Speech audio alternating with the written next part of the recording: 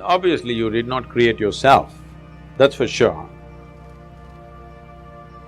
Our ideas of God may vary from culture to culture.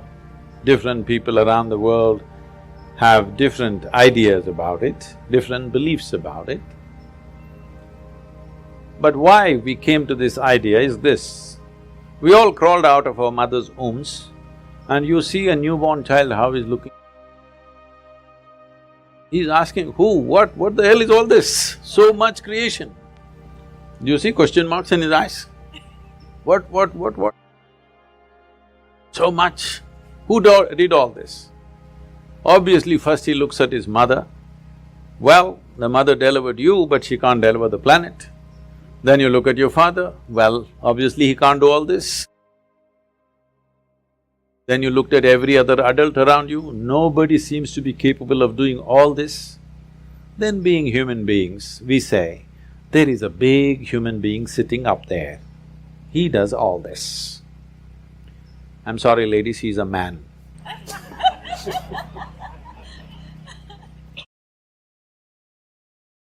Because we are human, we are thinking a big human is up there. But it's a fact that we did not create this, isn't it? Neither this nor this.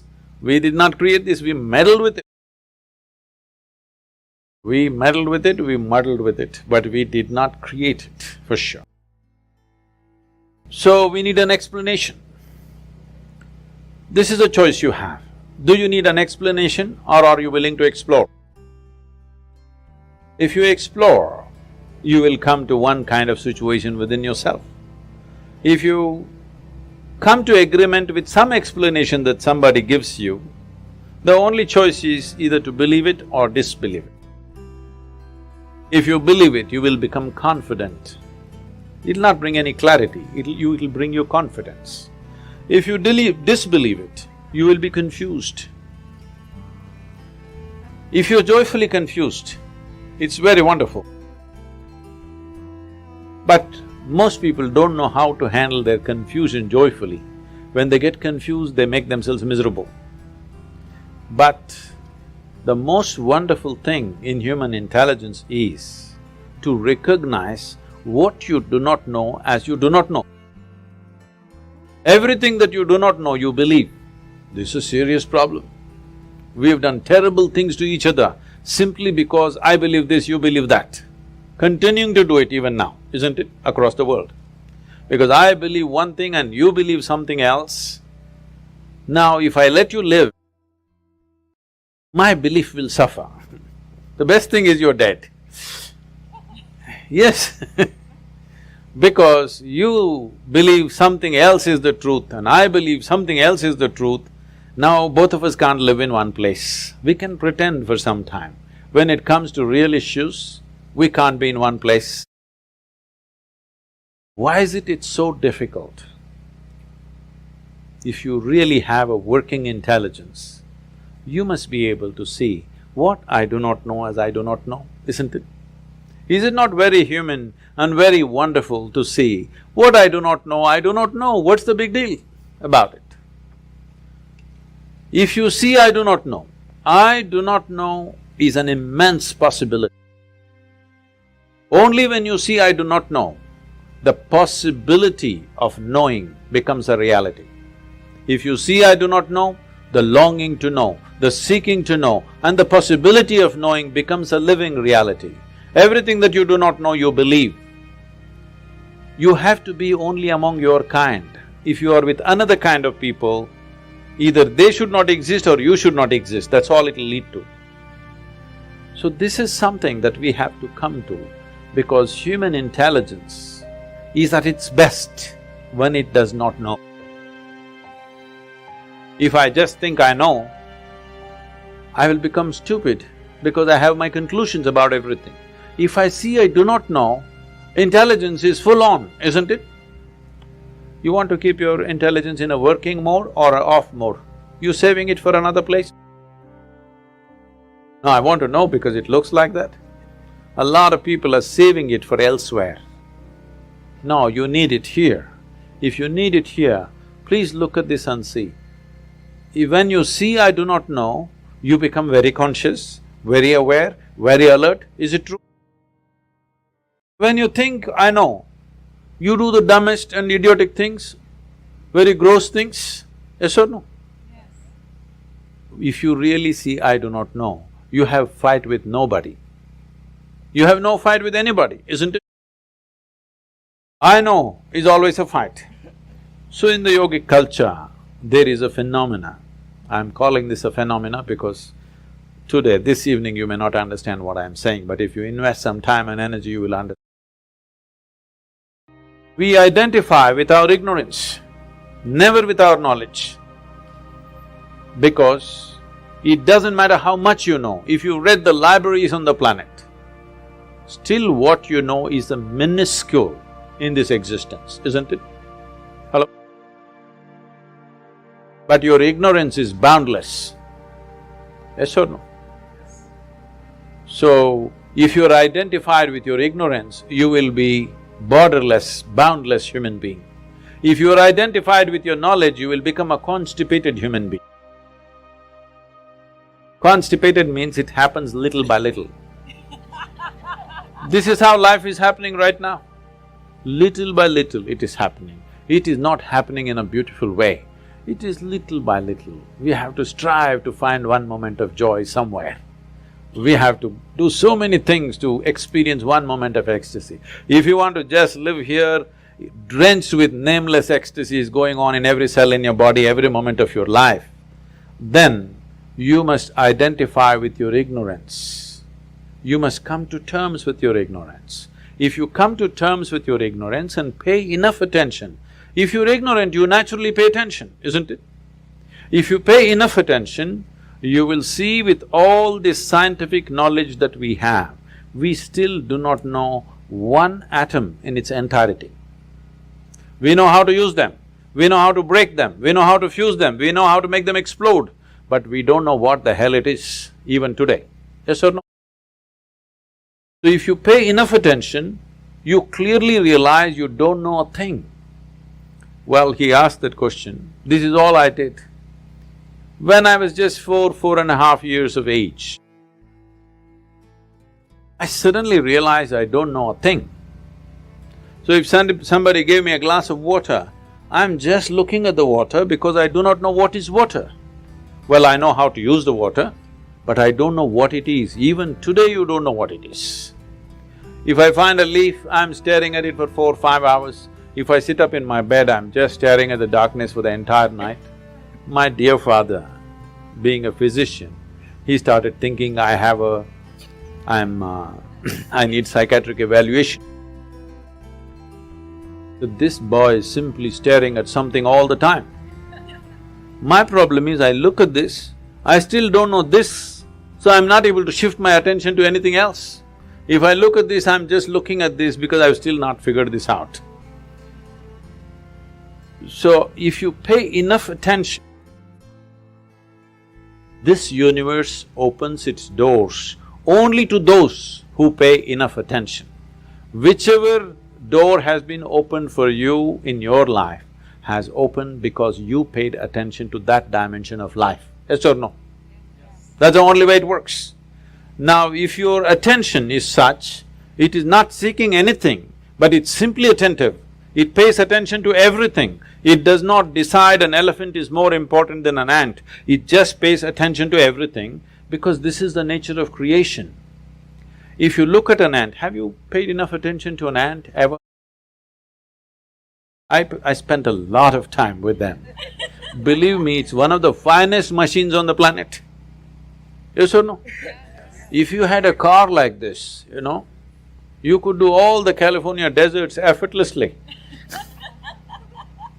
It's such a fine machine, it's not a simple thing. If you pay enough attention to the ant, you will realize whatever created this ant, it did not pay any less attention to the ant than it paid to you. Yes or no? Then who the hell are you to decide who should get more attention and less attention? It is just that you have to sharpen your ability to pay attention, not to any particular thing, to simply pay attention. If you pay enough attention, Is it true this body, though you gave food from outside, this body was created from inside? Yes? So whatever is the source of creation must be functioning from within you, isn't it? Is it? So, when you don't know what is the nature of the source of creation, you may use in English language. In India we have many words. In this part of the world, you may call it God. It's just your explanation for the source of creation, isn't it? Because you have no explanation for the creation, you saying, God made this. We have 1,000 names for that, all right? But fundamentally, we are trying to explain the source of creation. Is it true in your experience, the source of this life's creation is functioning from within you? If it's functioning from within you, if it's somewhere up there and you missed it, it's okay. If it's happening from within you and you missed it, isn't it a tragedy? Hello? Yes. If the source of creation is throbbing within you and you did not notice it, are you not a tragedy? So my entire life and work is to just avoid the tragedy for people.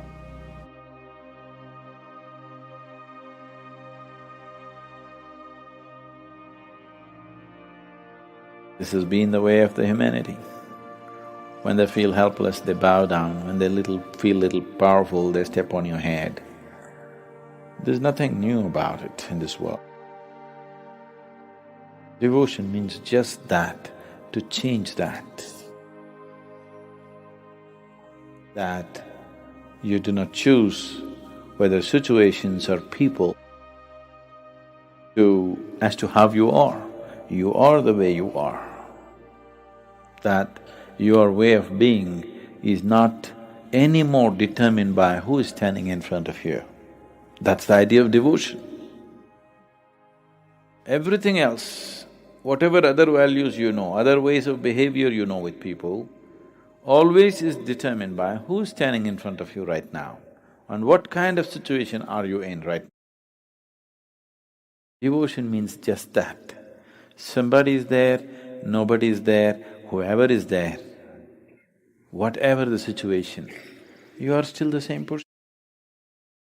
This is the best way to establish your way of being. Right now, that's the whole problem. You are still too much of a flux. When you're so much of a flux, how to take you anywhere? You will naturally spill out somewhere, isn't it? That's exactly what's been happening with your life. Not just one person, I'm saying with everyone. You try to go somewhere, then you find half of you is there. So you have to go back to recollect that, and most probably you won't come back anyway. So devotion means just that your way of being is no more determined by anything or anybody. The situations in which you exist and whom you're facing right now will not determine the nature of your being. This is how you are. Because devotion is that, it's devoid of you. There's no sense of me when you're devout. If you constantly bow down to everything, genuinely, not as an exercise, not because somebody has told you, genuinely if you bow down to everything that you see within yourself and outside of yourself, then you will see there'll be no such thing as you left. When you're devoid of you, you're always the same. Once your way of being has become consistent, now we can take you somewhere. It's possible to move, it's possible to make a journey, otherwise the journey will be a deceptive journey. You will not go anywhere because you're too fluid. Exactly what we're trying to change. We don't doubt a bit that if you're threatened with a gun, you will lick that man's boots. Do we have any doubt? No. You definitely will. But if the same man comes begging in front of your house, but if the man pulls out a gun, This has to change. This has to change. That's what devotion is, to change that. That situations and entities which appear in front of you will not determine the nature of who you are. You will always be the same way.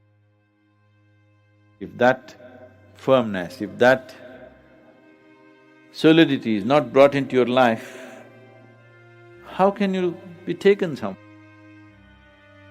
One who is next to you right now is your neighbor. I love the cosmos. Well, that's really easy. If you have to just love one being, it costs life. Neighbor does not mean somebody who lives next door. Whatever is right next to you, right? One who is next to you right now is your neighbor. If Jesus had said, love somebody who is in the other side of the planet, he would have loved them very easily. Your neighbor, he is not good. Isn't it? This moment, whoever is next, if you learn to love him, you will become loving by your own nature, isn't it? Yes? At this moment this person is there, another moment another person is there, next moment an insect is there, next moment somebody is there. If you just learn to love anything that is next to you right now, your nature will become loving. Loving means what? On the level of the emotion, a certain level of inclusiveness. Love your neighbor is not easy. It needs transformation, isn't it? Something about you has to change to love your neighbor.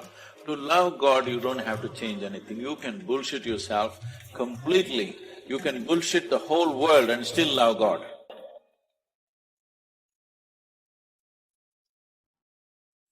This is just like these days, it's become a fan. Everywhere.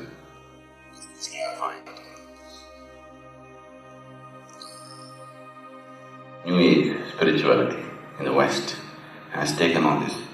Oh, I love humanity. I love the cosmos.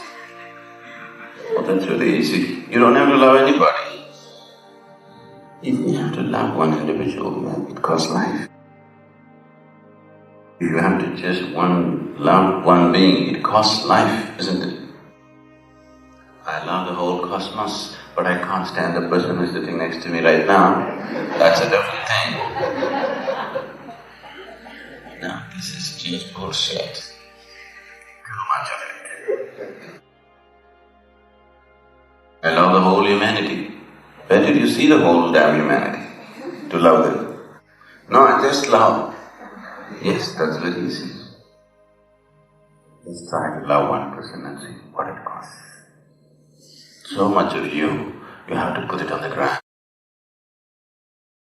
So much of you have to surrender if you have to love just one person.